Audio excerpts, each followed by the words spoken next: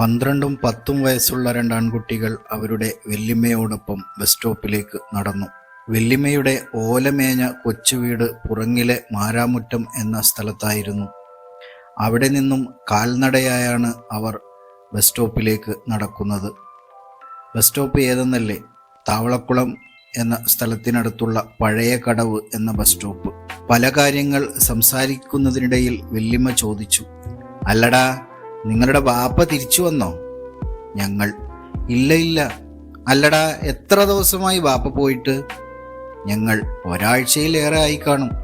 വല്യമ്മ എല്ലാം അറിയുന്ന ആളെപ്പോലെ ചെറുതായി ചിരിച്ചുകൊണ്ട് പറയുന്നു, "നിങ്ങളുടെ ബാപ്പ വേറെ പെണ്ണ് കെട്ടാൻ പോയതായിരിക്കും."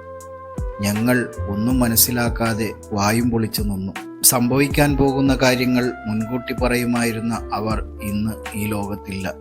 അള്ളാഹു അവരുടെ പാരത്രിക ലോകം സന്തോഷത്തിലാക്കട്ടെ.